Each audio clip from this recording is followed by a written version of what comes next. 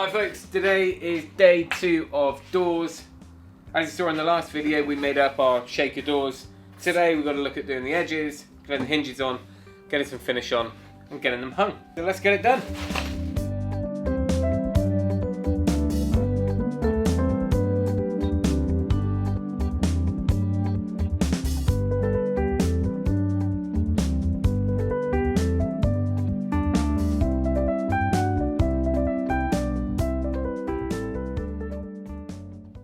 So last time round, I think I ended up saying I was going to put these through the router table to put a round over on the corners, and if I did that, they would look like this.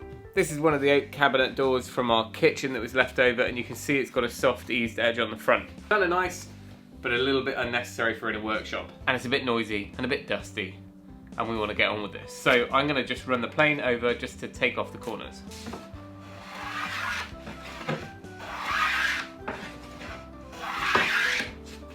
I think just 2 passes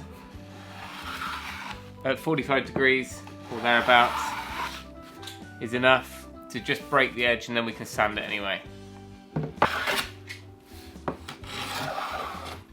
Just want to be careful, that end grain can tear out.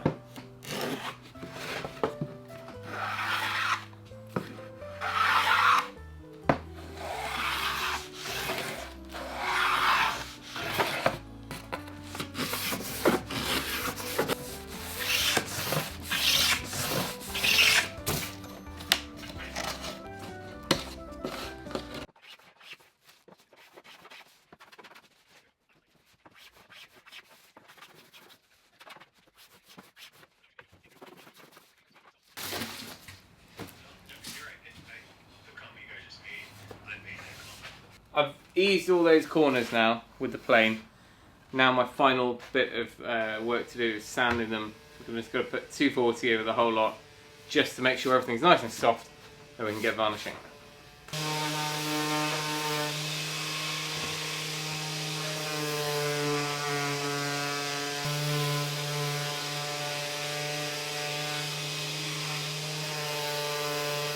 Okay, sandy. Time over. We've got everything taken to 240. All the packers are out on the back. These panels seem to have glued up. Remember, if you didn't watch that last video, it was because our plywood was undersized. It should have been 5.5mm. Our gap was 6mm. I thought it'd be okay, but actually the plywood was more like 5 or less. So there was a bit of a gap. So I've used some packers to force it against the front side, so it's a lot neater on the front, that we're going to see. Right, that was a minor detail, but now we're going to get on with our hinges. So for the hinges, I'm using regular concealed kitchen hinges, and hopefully, yeah, they've got the plates in there.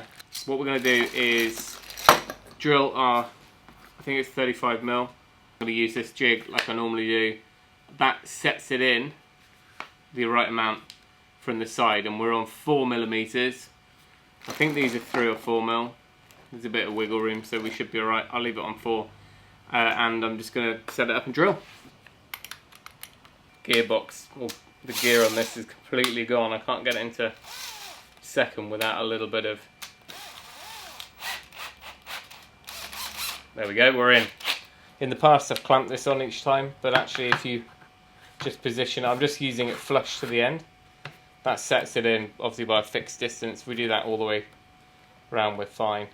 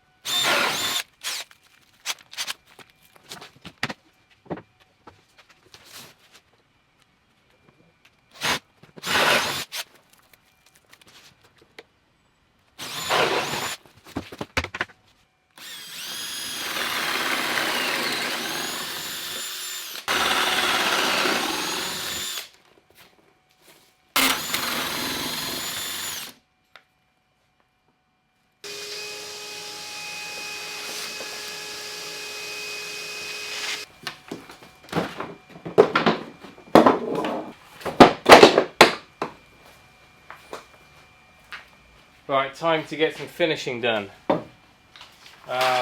The mess is being made quicker than I can tidy.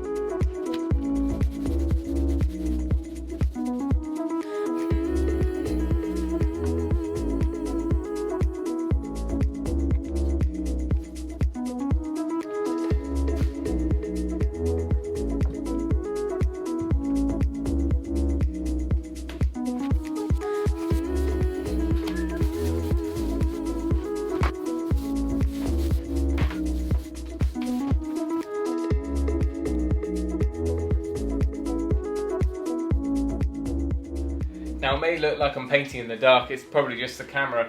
I've turned off the lighting on this side of the room just so I'm painting into the light, then I can make out any bits that have been missed, or just making sure my brush strokes and things are nice and flat and smooth.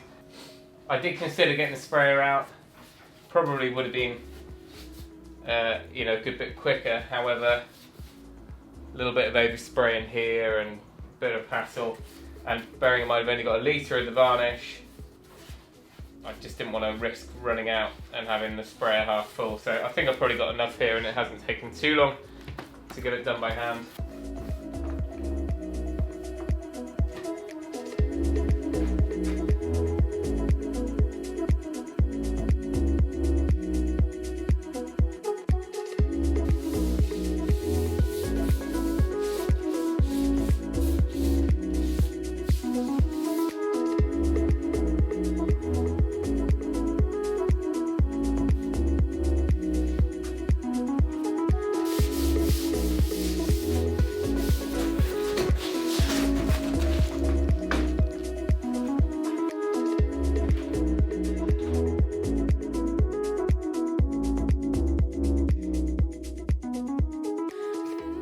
I'm glad I wasn't going to do a demo of how I was going to fit this door because I just ballsed it up. I made a little jig just simply to set my holes for my hinge plates at the right distance down, but judging by how this is looking, something tells me I didn't allow for the thickness of the carcass itself, so we need to add 18mm to our jig, so this will be up here, not down there.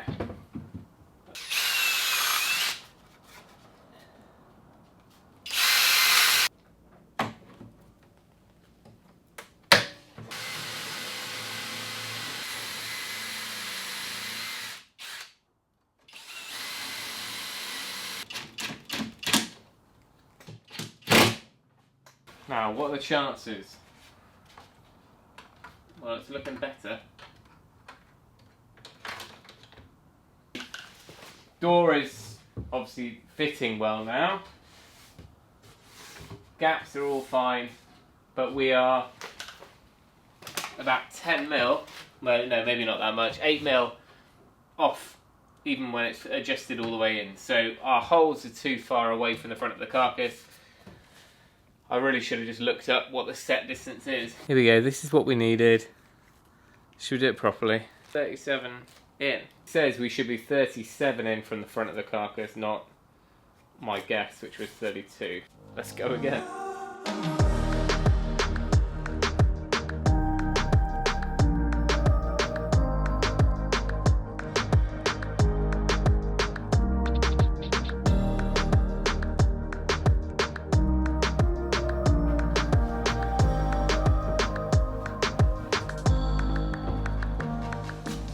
A little bit of fine tuning, we can do that later. Fine.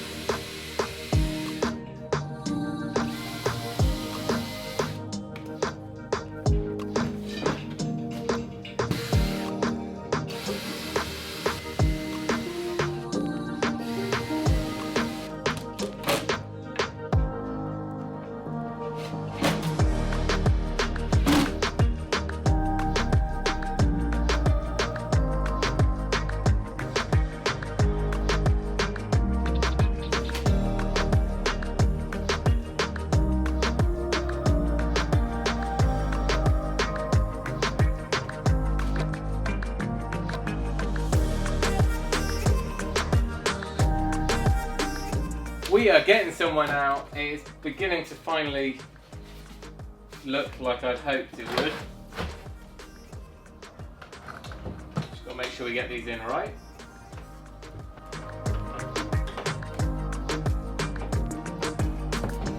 I'm hoping that when we move, because all I've done is built individual units and screwed them together, should be easy enough to just leave doors on each section. The top will obviously come off in one piece, and within, you know, a couple of hours we can transplant at least this side of the workshop into wherever we're going to locate it in the next place. It looks more and more like that'll be a shipping container, but that's alright. It'll still fit. It'll be a bit narrow, but it'll be fine.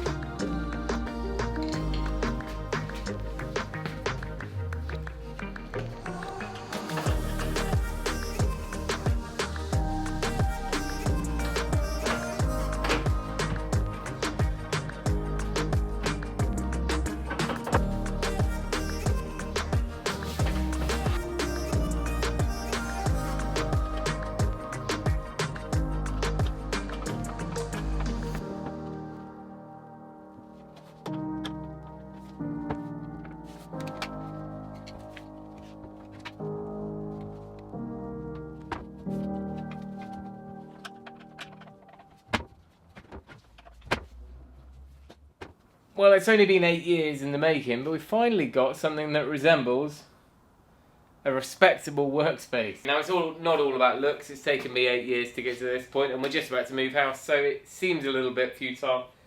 However, all of this is coming with me, fear not. But, you know, it doesn't take a pretty workshop to make things work, and I've learned that the hard way, because I've been, you know, slumming it in the concrete garage and then under a gazebo, and I've just been moving around constantly, nomadic. But now we've got the workshop, we've got something that kind of, I don't know, just fits the space, but it's easy enough to just transplant somewhere else. Now, let me give you a few close-ups, but maybe we can do a Q&A on this if there's enough comments and questions about it. First up, the worktop. It doesn't quite match the cabinets in as much as it's just old reused plywood glued together. It's nice and solid though, and it'll do the job just fine. I will try and get around to just putting a nice sort of bit of lipping on the edge so it matches everything and just tidies up this old battered plywood. Anyway, the cabinets, well, they worked out just great. Now, of course, we've not got any handles or knobs on here yet, but everything's fitting as it should, and I can go around and just tweak those hinges when everything's just kind of, you know, settled in place a little bit, and once I've got the handles on. But really, I just need to get a few more shelves in here to make use of the space, but at least what's in there is going to remain dust-free. Now, the mitre saw station has been absolutely perfect so far, no problems at all. I'm not sure if I will ever need, in my type of work, a fence that continues all the way along there. I can see the idea behind it, and maybe if you had a quick, you know, measuring guide along it and stop block and stuff, it would be handy. But as you saw, I just kind of nailed a little bit of wood on there to create my stop block, and that was just fine. I'm not going to need really high precision at kind of 2 meters long, I don't think. Anyway, that's worked out well, happy with that. The legs have worked out as a really efficient way of adjusting to make sure that everything is nice and flat. Of course, that will also just give us a little bit more flexibility when we come to set up wherever in the future. I'm imagining that if we use a shipping container, then hopefully the floor should be relatively flat. But if we were in one of the older buildings at the farm, then we can just tweak all those legs to make up for the cow sheds. Now, the plywood infill is of course a different colour, and ordinarily I guess you try and use the same species, but it doesn't really matter. It's only in the workshop, and I kind of like it. It doesn't make it all too pale. It's quite pink looking, but we don't mind that. As far as the technique, oh, the mitre saw may have had a little nibble on me. As far as the technique goes, this is exactly the same whether you're using the most expensive white oak or just something like pallet wood. It doesn't make any difference. The technique will be the same, so practice on something cheap and then we will work our way up. The jig I use for the hinges is just the normal Craig one, which I've had for a few years. I will link to that. It is a handy way to go, but as you saw me with the MDF, providing you get it right, it's easy enough to make up a jig if you've just got a few things to do, just with a bit of MDF or plywood. But don't be a plonker like me, just look up the chart and it'll tell you the centres and the distances from the front edge, rather than trying to measure and guess it all.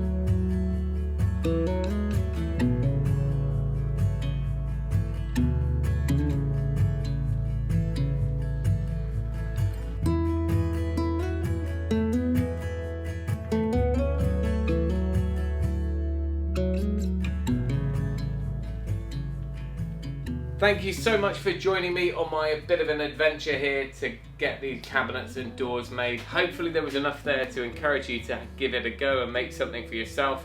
Of course, I've got a whole bunch of upgrades I'm going to need to make to these in the future, whether it's drawers, shelves, pull-outs, anything like that. But I don't really know how this is going to work yet, where I want things. So before I commit to that, we'll just have a bit of a trial run for the next few weeks. Now, if you've made it this far in the video, first of all, congratulations, well done. But also a huge thank you. If you could give us a thumbs up on the video, that's always helpful for the channel moving forwards. And of course, if you haven't subscribed already, we would love it if you could join our DIY family. Click subscribe, click the bell symbol. You won't miss a thing then. You'll get a notification every time we upload a video. And of course, if you don't know already, we are just about to step into a whole new project for the next 10-20 years, which is taking on a big farm, all the buildings and building a house. But more on that in the future. But like I say, subscribe and then you won't miss anything. Thank you for watching. Remember, if you can, do it yourself, and we'll see you next time.